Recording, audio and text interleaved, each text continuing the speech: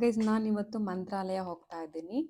ನನಗೆ ಒಂದು ಆಸೆ ಇದೆ, ಎಲ್ಲ ದೇವಸ್ಥಾನಗಳಿಗೂ ಒಂದೊಂದ್ಸರಿ ಹೋಗಲೇಬೇಕು ಅಂತ ಹೇಳಿ. ಹಾಗಾಗಿ ಮಂತ್ರಾಲಯ ಹೊರಟಿದ್ದೀನಿ. ನಾನು ಯಾವತ್ತೂ ಮಂತ್ರಾಲಯ ಹೋಗಿಲ್ಲ, ಇದೇ ಫಸ್ಟ್ ಟೈಮ್ ಹೋಗೋಣ ಅಂಥೇಳಿ. ಮಂತ್ರಾಲಯನ ಮುಂಚೆ ಮಂಚಾಲಯ ಅಂತಾನೂ ಕರಿತಾ ಇದ್ರು. ಸೊ ಮಂತ್ರಾಲಯ ಇರೋದು ಕರ್ನೂಲ್ ಡಿಸ್ಟಿಕ್, ಆಂಧ್ರ ಪ್ರದೇಶದಲ್ಲಿ. ನಾನು ಹೊರಟಿರೋದು ಬೆಂಗಳೂರಿಂದ. ನಾನು ಟ್ರೈನ್ ಬುಕ್ ಮಾಡಿದ್ದೀನಿ. ಮತ್ತು ನಾನು ಟ್ರೈನ್ ಡೀಟೇಲ್ಸ್ ಕೂಡ ಈ ವಿಡಿಯೋದಲ್ಲಿ ಶೇರ್ ಮಾಡಿದ್ದೀನಿ. ನೀವು ಯಾರಾದರೂ ಬೆಂಗಳೂರಿಂದ ಮಂತ್ರಾಲಯಕ್ಕೆ ಪ್ಲ್ಯಾನ್ ಮಾಡ್ತಾ ಇದ್ದರೆ ರೆಫರ್ ಮಾಡ್ಬೋದು ಅದನ್ನು. ನಾನು ಬುಕ್ ಮಾಡಿದ್ದು ಸ್ಲೀಪರ್ ಟ್ರೈನ್. 1 ತಿಂಗಳ ಹಿಂದೆಯೇ ಬುಕ್ ಮಾಡಿದ್ದೆ. ನಾನು ಹೋಗಬೇಕು ಅಂತ ಅಂದ್ಕೊಂಡಾಗಲೇ ನಾನು 1 ತಿಂಗಳು ಹಿಂದೆಯೇ ಬುಕ್ ಮಾಡಿದ್ದೆ, ಅವೈಲೇಬಲ್ ಇತ್ತು. ಸೊ ನಿಮಗೆ ಏನಾದ್ರು ಪ್ಲ್ಯಾನ್ಸ್ ಇದ್ದರೆ ಮುಂಚೆನೇ ಬುಕ್ ಮಾಡಿ, ಯಾಕಂದರೆ ಅದೆಲ್ಲ ತುಂಬ ಎಲ್ಲರೂ ಹೋಗೋ ಜಾಗ ಆಗಿರೋದ್ರಿಂದ ನಮಗೆ ಸಿಗಲ್ಲ. ನಮಗೆ ಬೇಕು ಅಂದಾಗ ತತ್ಕಾಲ್ ಮಾಡಬೇಕಾಗುತ್ತೆ. ಅದು ಕೂಡ ನಮಗೆ ಗೊತ್ತಿಲ್ಲ, ಅಷ್ಟು ಬೇಗ ಬುಕ್ ಮಾಡೋಕ್ಕೆ ಎಲ್ರಿಗೂ ಬರಲ್ಲ. ಸೊ ಹಾಗಾಗಿ ನೀಟಾಗಿ ಪ್ಲ್ಯಾನ್ ಮಾಡಿ. ನನಗೆ ಬಸ್ ಬಗ್ಗೆ ಐಡಿಯಾ ಇಲ್ಲ, ತುಂಬ ಬಸ್ಗಳು ಕೂಡ ಇದೆ ಇವಾಗ, ಫ್ರೀ ಬಸ್ಸಸ್ ಎಲ್ಲ ಇದೆ, ಅದರಲ್ಲೂ ಕೂಡ ಹೋಗ್ಬೋದು. ನನ್ನ ಕಂಫರ್ಟಬಲ್ ಟ್ರೈನ್. ಸೊ ನಾನು ಹಾಗಾಗಿ ಟ್ರೈನ್ನ ಬುಕ್ ಮಾಡಿದೆ. ನೀವು ಬೆಂಗಳೂರಿಂದ ಹೋಗ್ತೀರಾ ಮಂತ್ರಾಲಯಕ್ಕೆ ಅಂತಂದರೆ ತುಂಬ ಟ್ರೈನ್ಸ್ ಇದೆ. ಬಸವ ಎಕ್ಸ್‌ಪ್ರೆಸ್ ಇದೆ, ಎಸ್-ಪಿ-ಸಿ ನಂದಡ್ ಎಕ್ಸ್‌ಪ್ರೆಸ್ ಇದೆ, ವೈಪ್ಯ ಟಾಟಾ ಎಕ್ಸ್‌ಪ್ರೆಸ್ ಇದೆ, ಆಮೇಲೆ ವಂದೇ ಭಾರತ್ ಇದೆ, S U R express, Ahmedabad express, Karnataka express, Udyan express. ನಾನು ಇದರಲ್ಲಿ ಬುಕ್ ಮಾಡಿದ್ದು ಎಸ್-ಪಿ-ಸಿ ನಂದಡ್ ಎಕ್ಸ್‌ಪ್ರೆಸ್. ನಾನು ಡೀಟೇಲ್ಸ್ ಎಲ್ಲ ಹಾಕಿದ್ದೀನಿ ನೋಡಿ, ನಿಮ್ಗೆ ಬೇಕಾದರೆ ರೆಫರ್ ಮಾಡಿ. ಸೊ ಗೈಸ್, ನಾನು ಯಾಕೆ ನಂದಡ್ ಎಕ್ಸ್‌ಪ್ರೆಸ್ಸೇ ಬುಕ್ ಮಾಡಿದ್ದೆ ಅಂತಂದರೆ, ಅದು 11:20ಕ್ಕೆ ಬೆಂಗಳೂರಿಂದ ಹೊರಟ್ರೆ 7 ಗಂಟೆ 3 ನಿಮಿಷಕ್ಕೆ ಮಂತ್ರಾಲಯದಲ್ಲಿ ಇರುತ್ತೆ. ಆಮೇಲೆ ಏನು ಮಾಡ್ಬೋದು, ನಾವೇನಾದ್ರು ರೂಮ್ಸ್ ಎಲ್ಲ ತೊಗೊಂಡು ಫ್ರೆಶ್ ಅಪ್ ಆಗಿ ದೇವಸ್ಥಾನಕ್ಕೆ ಹೋಗ್ಬೋದು. ಸೊ ಅದು ಚೆನ್ನಾಗಿದೆ ಟೈಮಿಂಗ್ ಅಂದ್ಕೊಂಡು ನಾನು ಬುಕ್ ಮಾಡಿದೆ. ಆದರೆ ಏನಾಯಿತು, ಅಲ್ಲಿ ಹೋದ್ಮೇಲೆ ಟ್ರೈನ್ ತುಂಬ ಡಿಲೇ ಆಯಿತು. 11:20ಕ್ಕೆ ಬರಬೇಕಾಗಿರೋ ಟ್ರೈನು 12 ಗಂಟೆಗೆ ಬಂತು. ಸೊ ಏನು ಮಾಡೋಕ್ಕಾಗಲ್ಲ, ಒಂದೊಂದು ಸರಿ ಆಗುತ್ತೆ. ನಾವೆಲ್ಲದಕ್ಕೂ ರೆಡಿಯಾಗಿ ಹೋಗಬೇಕು. 11:20 12 ಗಂಟೆ ಅಂದರೆ ನಮಗೇನು ತುಂಬ ಡಿಫ್ರೆಂಟ್ ಇರಲ್ಲ. ಗೈಸ್, ನಮ್ಮದು ಮಂತ್ರಾಲಯ ಹೋಗೋ ಪ್ಲ್ಯಾಟ್ಫಾರ್ಮ್ 6. ಸೊ ನಾವಿಲ್ಲಿ ಬಂದಿದ್ದೀವಿ 5 ಆ್ಯಂಡ್ 6ಅಲ್ಲಿ.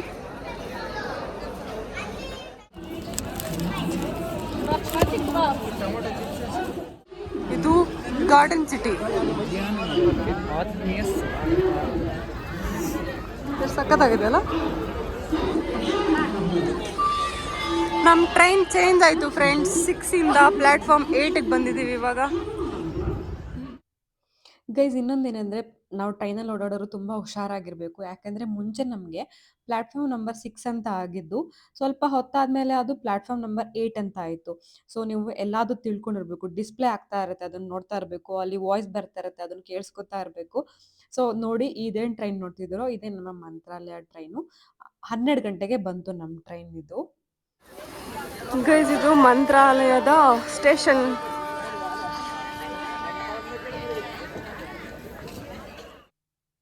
ಸೊ ನೀವೇನು ನೋಡ್ತಿದ್ದೀರೋ ಇದನ್ನು ಮಂತ್ರಾಲಯ ಅಂದರೆ ನಮ್ಮ ಟ್ರೈನ್ ಭಾಷೆಯಲ್ಲಿ MALM ಅಂತ ಹೇಳಿ ನಾವು ಸರ್ಚ್ ಮಾಡಬೇಕು. ಇದೇನೇ ಅದು. ನಾವು ರೀಚ್ ಆಗಿದ್ದು ಬೆಳಗ್ಗೆ 7:30 ಅಥವಾ 7:45 ಆಗಿತ್ತು ಅನ್ಕೋತೀನಿ. ನಾವು ಹೋಗಿದ್ದು ವೀಕ್ ಡೇಸ್ ಆದ್ರೂ ಸಿಕ್ಕಾಪಟ್ಟೆ ಜನ ಇದ್ರು. ನಾನು ಎಕ್ಸ್ಪೆಕ್ಟೇ ಮಾಡಿರಲಿಲ್ಲ ಅಷ್ಟು ಜನ ಇರ್ತಾರೆ ಅಂತ ಹೇಳಿ. ಆದರೆ ತುಂಬ ದೊಡ್ಡದಾಗಿದೆ ಸ್ಟೇಷನ್, ತುಂಬ ಚೆನ್ನಾಗಿದೆ, ತುಂಬ ದೊಡ್ಡದಾಗಿದೆ. ಅಲ್ಲೇ ನಮಗೆ ಆಟೋಗಳು ಸಿಗುತ್ತೆ ದೇವಸ್ಥಾನಕ್ಕೆ ಹೋಗೋಕ್ಕೆ. ಒಬ್ಬರಿಗೆ ₹50 ತಗೋತಾರೆ ದೇವಸ್ಥಾನಕ್ಕೆ. ಇಲ್ಲಿ ಸಿಕ್ಕಾಪಟ್ಟೆ ಆಟೋಗಳಿರುತ್ತೆ, ಒಬ್ಬರಿಗೆ ₹50 ತಗೋತಾರೆ. ನಮ್ಮ ಸ್ಟೇಷನಿಂದ ನಮ್ಮ ದೇವಸ್ಥಾನಕ್ಕೆ 15 ಕಿಲೋಮೀಟ್ರ್ ಆಗುತ್ತೆ ಅಷ್ಟೇ. ನಮಗೆ ಅಲ್ಲಿ ಜಾಗನೂ ಇರಲಿಲ್ಲ, ಎಲ್ಲೋ ಒಂದು ಕಡೆ ಕುತ್ಕೊಂಡು ಹೋದ್ರೆ ಆಯ್ತು ಅಂತ ಆಟೋ ಹಿಂದೆನೇ ಕುತ್ಕೊಂಡ್ವಿ. ಅದು ಕೂಡ ಮಜಾ ಇತ್ತು. ಗೈಸ್, ನಾವು ಎಲ್ಲಿ ಕೂತಿದ್ದೀವಿ ನೋಡಿ, ಹಿಂದೆ ನಮ್ಮ ಆಟೋ ಹೊರಡ್ತು.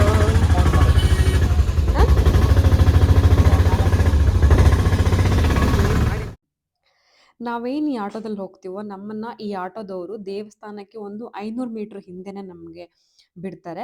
ಅಲ್ಲಿಂದ ನಾವು ನಡ್ಕೊಂಡು ಹೋದ್ರೆ ತುಂಬ ಹತ್ರನೇ, ದೇವಸ್ಥಾನ ಅಲ್ಲೇ ಇರುತ್ತೆ, ಅಲ್ಲಿ ತನಕ ಬಿಡ್ತಾರೆ ಅವರು. ಇದೆಲ್ಲ ಶೇರಿಂಗ್ ಆಟೋ. ನಾವು ಹೋಗ್ಬೇಕಾದ್ರೂ ಬರಬೇಕಾದ್ರೂ ಅಷ್ಟೇ ಸಿಕ್ಕಾಪಟ್ಟೆ ಆಟೋಗಳು ಸಿಗುತ್ತೆ, ಅದಕ್ಕೇನು ಚಿಂತೆ ಇಲ್ಲ.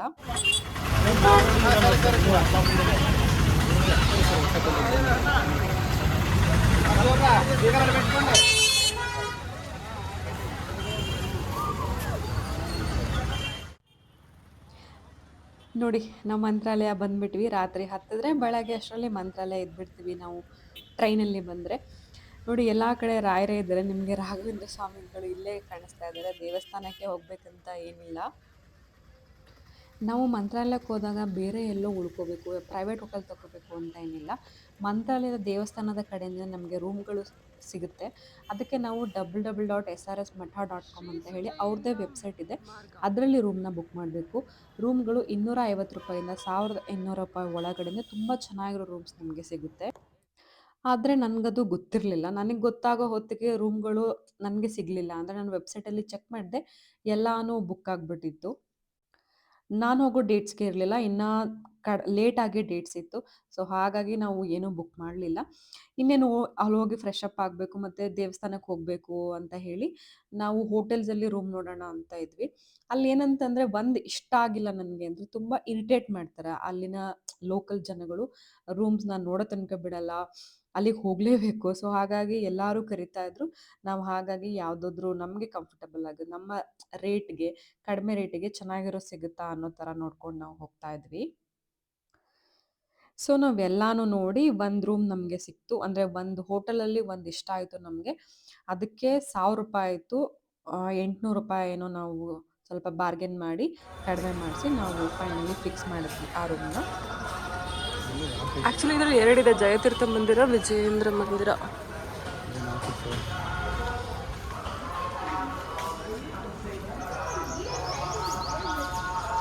ಇಲ್ಲೇ ಒಂದು ಆಫೀಸ್ ಇದೆ.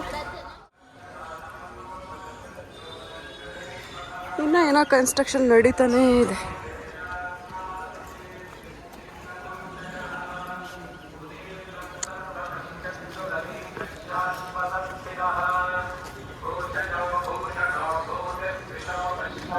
ಸೊ ಗೈಸ್, ನಾವು ರೂಮ್ ಬುಕ್ ಮಾಡಿಲ್ಲ, ಇವಾಗ ಆಫ್ಲೈನ್ ಬುಕ್ಕಿಂಗಿಗೆ ಬಂದಿದ್ದೀವಿ. ಮಾಡೋ ಪ್ಲೇಸ್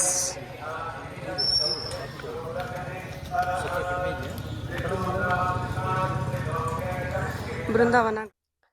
ಇನ್ ಕೇಸ್ ನಮಗೆ ಆನ್ಲೈನ್ ಸಿಕ್ಕಿಲ್ಲ ಅಂತಂದರೆ ಇಲ್ಲಿ ಬೃಂದಾವನ ಮಂದಿರ ಅಂತ ಒಂದಿದೆ.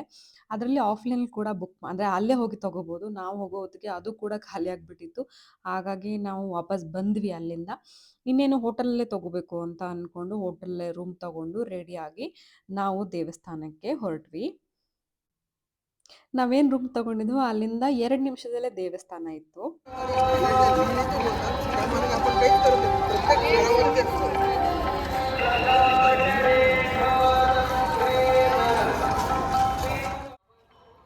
ಇನ್ನೊಂದೇನೆಂದರೆ ನಿಮಗೆ ಜನ ಎಷ್ಟೇ ಇರಲಿ ಅಲ್ಲಿ, ಆ ಜನಗಳು ಅಲ್ಲಿ ನಿಲ್ಲಬೇಕಾಗಿಲ್ಲ ಅಥವಾ ತುಂಬ ಹೊತ್ತು ಕಾಯಬೇಕಾಗಿಲ್ಲ, ಪಾಸ್ ಎಲ್ಲ ತಗೋಬೇಕಾಗಿಲ್ಲ. ತುಂಬ ಬೇಗ ಎಲ್ಲ ಜನ ಮೂವ್ ಆಗ್ತಿರೋದ್ರಿಂದ ನಮಗೆ ಬೇಗ ರಾಯರ ದರ್ಶನ ಆಗುತ್ತೆ. ಅದಕ್ಕಾಗಿ ನಾವೇನು ತುಂಬ ಹೊತ್ತು ಕಾಯಬೇಕಾಗಿಲ್ಲ. ನಾವು ಕೂಡ ಸ್ನಾನ ಮಾಡಿಕೊಂಡು ಹಾಗೇ ಅಲ್ಲಿಗೆ ದೇವಸ್ಥಾನಕ್ಕೆ ಹೋದ್ವಿ. ಅಲ್ಲಿಂದ ತುಂಬ ಹತ್ತಿರ ಕೂಡ. ಇಲ್ಲಿ ಬಂದು ರಾಯರ ದರ್ಶನ ಮಾಡೋಕ್ಕೂ ಮುಂಚೆ ಮಂಚಾಲಮ್ಮ ಅಂತ ಒಂದು ದೇವರಿದೆ. ಈ ಮಂತ್ರಾಲಯನ ಮುಂಚೆ ಮಂಚಾಲಯ ಅಂತಲೇ ಕರೆಯುತ್ತಿದ್ರಂತೆ. ಮಂಚಾಲಮ್ಮ ದೇವರ ಅನುಮತಿ ಪಡ್ಕೊಂಡು ರಾಯರು ಅಲ್ಲಿ ಬಂದು ನೆಲೆಸಿದ್ದಾರೆ ಅಂತ ಹೇಳ್ತಾರೆ. ಸೊ, ನಾವು ಫಸ್ಟು ಮಂಚಾಲಮ್ಮ ದೇವರ ಹತ್ರ ಹೋಗಿ ದರ್ಶನ ಮಾಡಿಕೊಂಡೆ ರಾಯರ ಹತ್ರ ಹೋಗಬೇಕು. ನೀವೇನು ನೋಡ್ತಿದ್ದೀರೋ ಆ ಬಂಗಾರ ಕಲ್ಲರ್ ಇರುವ ಕೆಳಗೆ ರಾಘವೇಂದ್ರ ಸ್ವಾಮಿಗಳ ಸಮಾಧಿ ಇದೆ ಅಂತ ಹೇಳ್ತಾರೆ. ಅದನ್ನೇ ಬೃಂದಾವನ ಅಂತ ಕರೀತಾರೆ. ರಾಘವೇಂದ್ರ ಸ್ವಾಮಿಗಳು ಈ ಪ್ರದೇಶದಲ್ಲಿ 700 ವರ್ಷ ಇರ್ತೀನಿ ಅಂತ ನೆಲೆಸ್ತೀನಿ ಅಂತ ಹೇಳಿದ್ದಾರೆ. ಹಾಗಾಗಿ ಜನ ಎಲ್ಲ ನಾವೆಲ್ಲ ನಂಬೋದು ಇನ್ನು ರಾಘವೇಂದ್ರ ಸ್ವಾಮಿಗಳು ಅಲ್ಲಿ ನೆಲೆಸಿದ್ದಾರೆ, ಜೀವಂತವಾಗಿದ್ದಾರೆ ಅಂದ್ಕೊಂಡೆ ನಾವೆಲ್ಲರೂ ಅಲ್ಲಿ ಭಕ್ತಿಯಿಂದ ಹೋಗೋದು. ಇದೇನು ನೋಡ್ತಿದ್ದೀರೋ ಇದೇ ಕೊನೆ. ಇದಾದಮೇಲೆ ದೇವಸ್ಥಾನದೊಳಗೆ ಯಾವುದೇ ಫೋಟೋ ಅಥವಾ ವಿಡಿಯೋ ಪರ್ಮಿಷನ್ ಇಲ್ಲ, ನಾವು ತೆಗೆಯೋ ಹಾಗಿಲ್ಲ.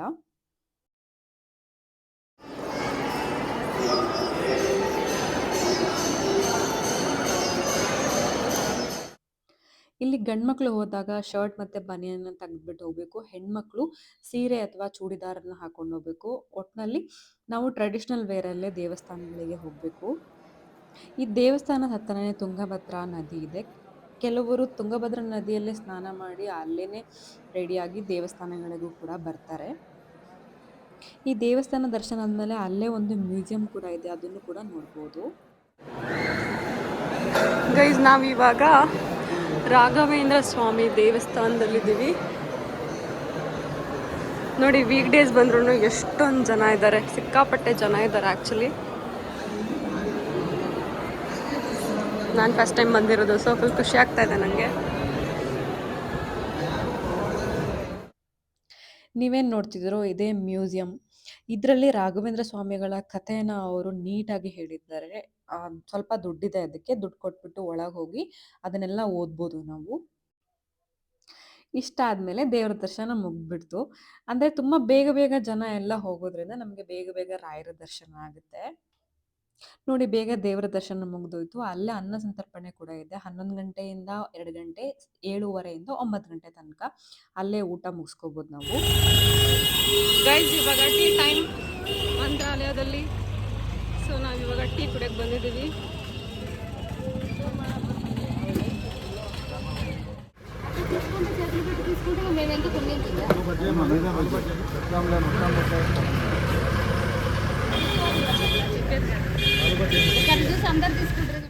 ಮಂತ್ರಾಲಯ ದೇವಸ್ಥಾನದ ಅನ್ನ ಸಂತರ್ಪಣೆ ಇದೆ, ಅನ್ನ ಪ್ರಸಾದ ಇದೆ, ಅದಕ್ಕೆ ನಾವೆಲ್ಲೂ ಆಚೆ ಹೋಗ್ಬೇಕಾಗಿಲ್ಲ. ಆದರೆ ಮಂತ್ರಾಲಯದಲ್ಲೇ ಸ್ಟ್ರೀಟ್ ಫುಡ್ ಕೂಡ ಇದೆ, ಅಲ್ಲೇನೆ ಊಟ ತಿಂಡಿ ಎಲ್ಲ ಸಿಗುತ್ತೆ. ತುಂಬ ಚೆನ್ನಾಗಿದೆ, ತುಂಬ ಕಡಿಮೆ ರೇಟಿಗೆ ಕೂಡ ಇದೆ. ಆಮೇಲೆ ನಿಮಗೆ ಮಂತ್ರಾಲಯದ ರಾಘವೇಂದ್ರ ಸ್ವಾಮಿಗಳ ದರ್ಶನ ಆದಮೇಲೆ ಅರ್ಧ ಕಿಲೋಮೀಟ್ರಲ್ಲೇ ಒಂದು ವೆಂಕಟೇಶ್ವರ ಸ್ವಾಮಿ ದೇವಸ್ಥಾನ ಇದೆ, ಮತ್ತು ಶಿವ ಮತ್ತು ಆಂಜನೇಯ ಸ್ವಾಮಿ ದೇವಸ್ಥಾನ ಇದೆ, ಶ್ರೀ ಅಪ್ಪಣಾಚಾರ್ಯರ ಮನೆ ಇದೆ. ಆ ಮನೆಯಲ್ಲಿ ರಾಘವೇಂದ್ರ ಸ್ವಾಮಿಗಳು 13 ವರ್ಷ ನೆಲೆಸಿದ್ದಾರೆ ಅಂತ ಹೇಳ್ತಾರೆ. ಅದಾದಮೇಲೆ ಪಂಚಮುಖಿ ದೇವಸ್ಥಾನ ಇದೆ, ಅದರಲ್ಲಿ ರಾಘವೇಂದ್ರ ಸ್ವಾಮಿಗಳು 12 ವರ್ಷ ಧ್ಯಾನ ಮಾಡ್ತಾರೆ ಅಂತ ಹೇಳ್ತಾರೆ. ಇದೆಲ್ಲ ನಮಗೆ 20 ಕಿಲೋಮೀಟ್ರ್ ಒಳಗೆ ಇದೆ. ನೀವೊಂದು ಆಟೋ ತೊಗೊಂಡ್ರೆ 100ರಿಂದ 150 ರೂಪಾಯಿ ಒಳಗೆ ಚಾರ್ಜ್ ಮಾಡ್ತಾರೆ. ಎಲ್ಲ ಕಡೆ ಹೋಗಿ ನಾವು ಆರಾಮ್ಸೆ ಬರ್ಬೋದು. ಆಮೇಲೆ ಇನ್ನೊಂದು ಬಿಚ್ಚಾಲಿ ಅಂತ ಇದೆ, ಅದು ತುಂಗಭದ್ರಾ ತೀರದಲ್ಲಿದೆ. ಸೊ ಗೈಸ್, ಇದಾಗಿತ್ತು ನಮ್ಮ ಮಂತ್ರಾಲಯ ದೇವರ ದರ್ಶನ, ಮಂತ್ರಾಲಯ ರಾಘವೇಂದ್ರ ಸ್ವಾಮಿಗಳ ದರ್ಶನ. ಇದಾದಮೇಲೆ ಅದೇ ದಿನ ರಾತ್ರಿ ನಮ್ಮ ಟ್ರೈನ್ ಬುಕ್ ಆಗಿತ್ತು, ಅದು ಕೂಡ 9 ಗಂಟೆ ರಾತ್ರಿ. ನೀವು ಮಂತ್ರಾಲಯಕ್ಕೆ ಹೋಗ್ತಿದ್ದೀರಾ, ಯಾರೋ ಚಿಕ್ಕ ಪುಟ್ಟ ಮಕ್ಕಳಿಲ್ಲ ಅಂದರೆ ಒಂದೇ ದಿನಕ್ಕೆ ಎಲ್ಲ ಮುಗಿಸ್ಕೊಂಡು ಬಂದ್ಬಿಡ್ಬೋದು. ತುಂಬ ಖರ್ಚು ಕೂಡ ಏನು ಅಷ್ಟಾಗಲ್ಲ. ಅದು ನಿಮ್ಮ ಖರ್ಚು ನಿಮ್ಮ ಲೆಕ್ಕ ನಿಮಗೆ ಗೊತ್ತಿರುತ್ತೆ, ಅಷ್ಟೇ ಆಗೋದು. ಗೈಸ್ ನೋಡಿ, ಈ ಥರ ಆಟೋಗಳಿರುತ್ತೆ. ಸೊ ನಮಗೆ ಇಲ್ಲಿಂದ ಮಂತ್ರಾಲಯಕ್ಕೆ 15 ಕಿಲೋಮೀಟರ್ ಆಗುತ್ತೆ. ನಾವು ಶೇರಿಂಗ್ ಆಟೋದಲ್ಲಿ ಹೋಗ್ಬೋದು. ಒಬ್ಬರಿಗೆ 50 ರೂಪಾಯಿ ತೊಗೊತಾರೆ ಮಂತ್ರಾಲಯಕ್ಕೆ ಡ್ರಾಪ್ ಮಾಡೋಕ್ಕೆ. ಇದು ಮಂತ್ರಾಲಯದ ರೈಲ್ವೆ ಸ್ಟೇಷನ್, MALM ಅಂತ ಬರುತ್ತೆ. ಐ ಮೀನ್ ನಾವು ಬೆಂಗಳೂರಿಂದ ಬುಕ್ ಮಾಡಬೇಕಾದ್ರೆ ಎಷ್ಟೊಂದು ದೊಡ್ಡದಾಗಿದೆ ಅಲ್ಲ. ನಮ್ಮ ಟ್ರೈನ್ ಇರೋದು 8:40 PM ಗೊತ್ತಿಲ್ಲ, ಮೊನ್ನೆ ಡಿಲೇ ಆಗಿತ್ತು 1 hour, ಆ ಥರ ಆದರೆ ಕಷ್ಟ ಅಂತ ಹೇಳಿ ನಾವೇನೋ ಬೇಗ ಬಂದಿದ್ದೀವಿ.